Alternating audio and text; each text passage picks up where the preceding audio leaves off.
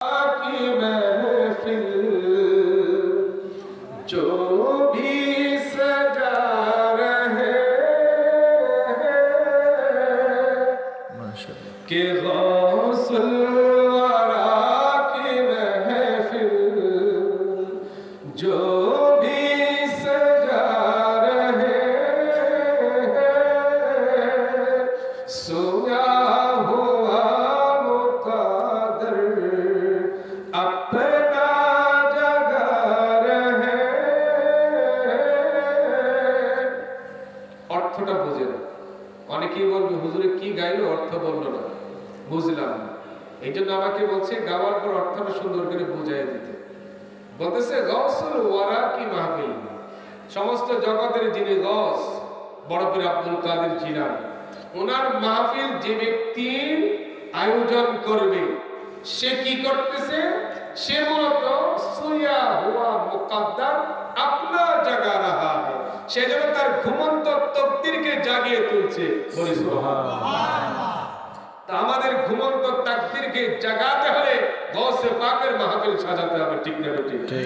যারা গৌসে পাকের মাহফিল সাজায় তারা দু জাহানে নিজের ভাগ্যকে উন্নত করে নেবে।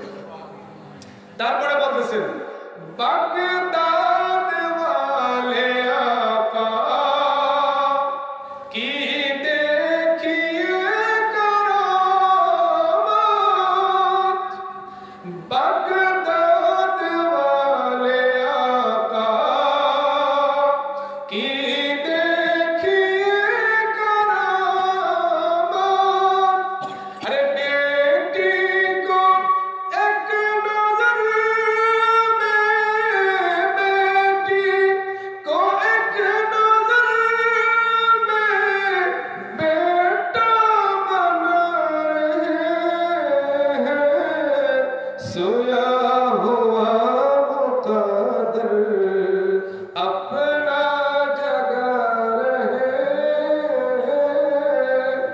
आशिक बोलते যে বাগদাদ वाले आका की देखिए करामत, বাগদাদের শাহেনशाह गौस पाक करामत देखो, बेटी को एक नजर में बेटा बना रहा है।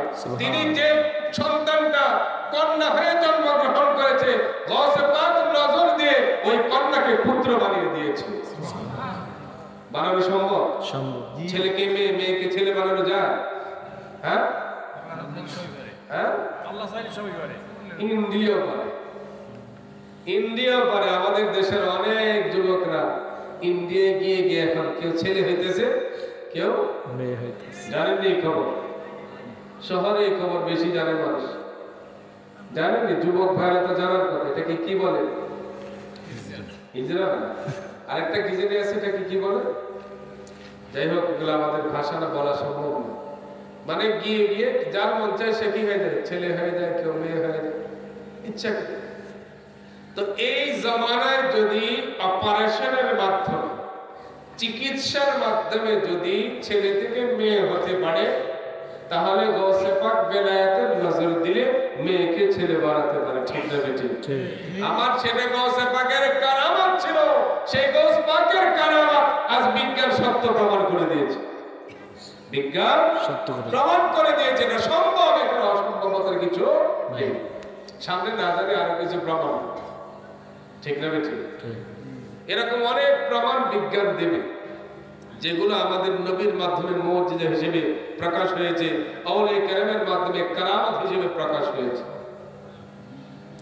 অনেক কথা বললে অনেক অন্যদিকে যেতে হয়, সেজন্য যাচ্ছি না।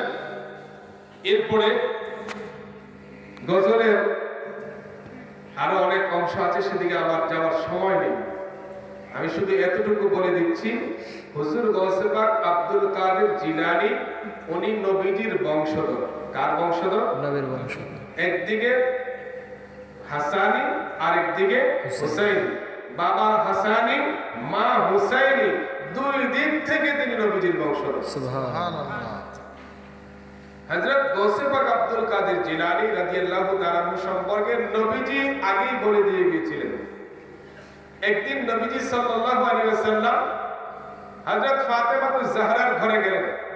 নবীজির অভ্যাস ছিল ফাতেমাতুজ জাহরার ঘরে গিয়ে ইমামে হুসেনকে খুঁজতেন। তাকে আদর করতেন, কুলে নিতেন, চুম্বন করতেন। কিন্তু একদিন হঠাৎ করে গিয়ে ইমামে হুসাইনকে বাদ দিয়ে ইমামে হাসানকে আদর করতে শুরু করলেন, চুম্বন করতে শুরু করলেন, কুলে নিলেন। হযরত ইমামে হাসানকে এত আদর করা, চুম্বন করা, ভালোবাসা, স্নেহ মায়ামতা প্রকাশ করতে দেখে ফাতেমা তো জাহরা অবাক হয়ে দাঁড়িয়ে রইলেন।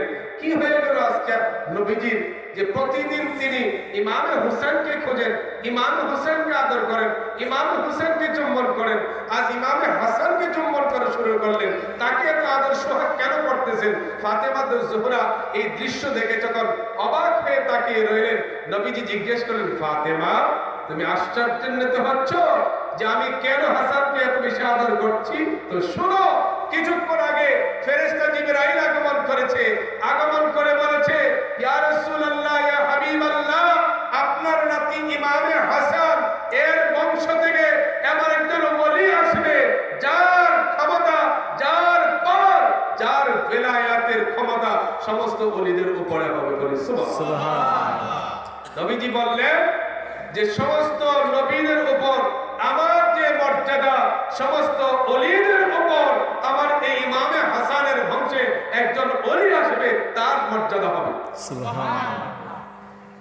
সেই বংশে আগমন করেছেন, সে ইমামে হাসানের বংশে আগমন করেছেন হুজুর গৌসে পাক আব্দুল কাদের জিলানী, যার মর্যাদা সমস্ত ওলিদের উপর।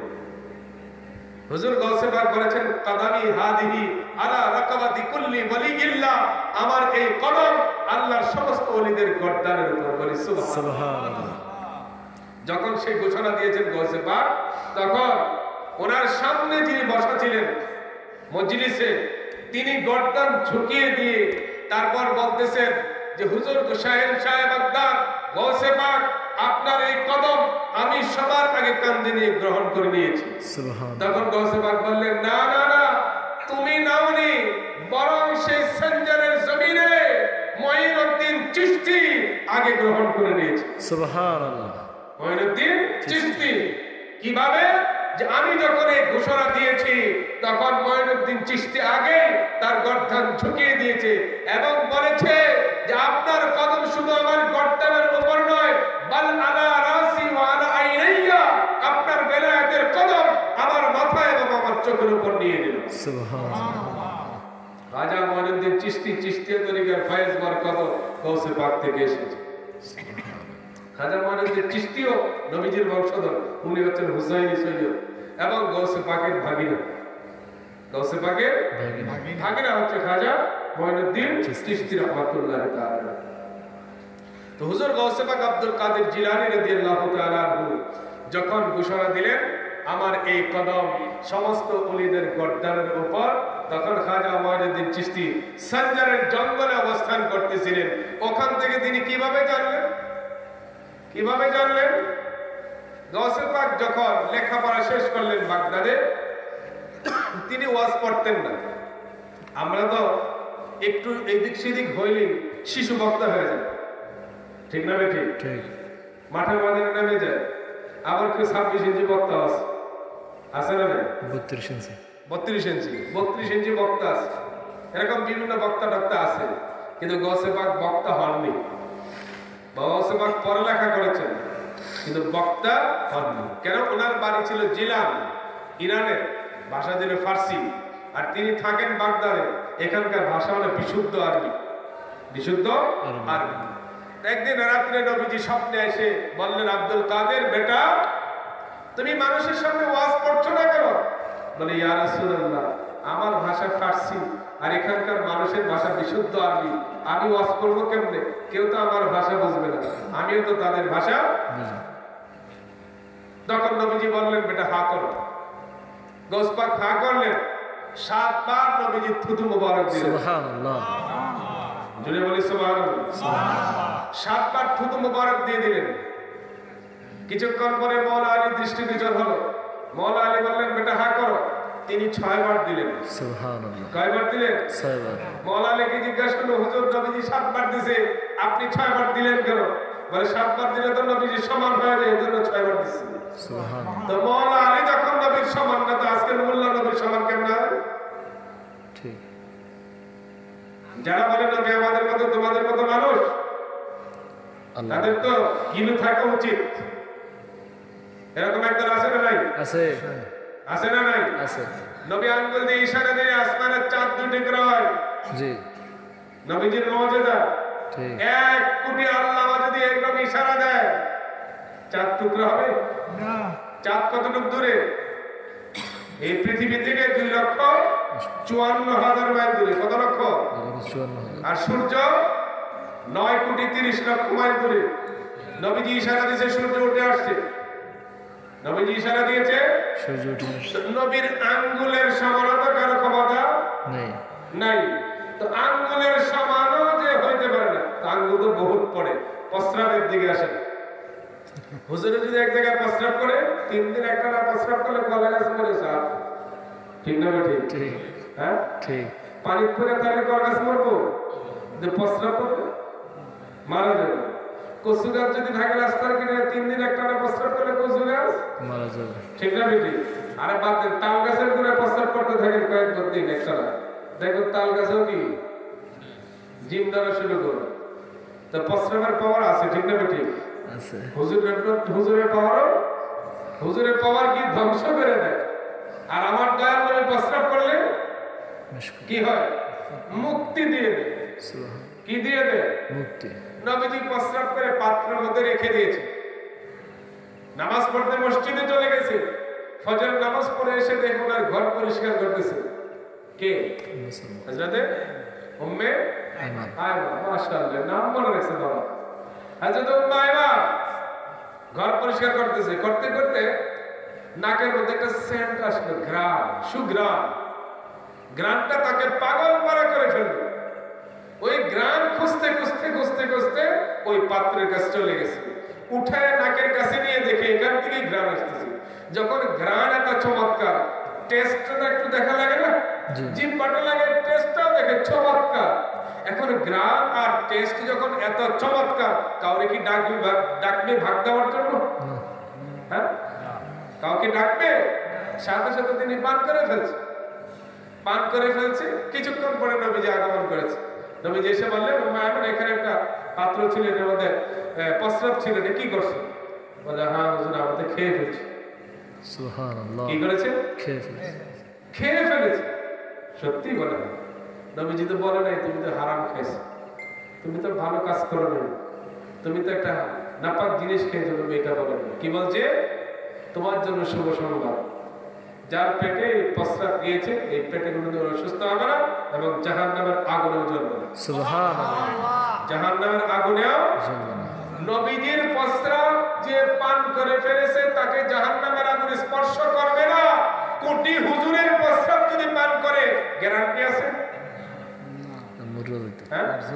তাহলে আমার দয়াল নবীর প্রস্রাবের সমানতে কেউ ঠিক না ঠিক? তাহলে ওই নবীর মতো যারা নিজেকে দাবি করে তাদের থেকে সাবধান থাকতে হবে। তাদের গুমরাহি থেকে ঈমান আমল বাঁচানোর জন্য কাদেরিয়া তরিকা ঠিক।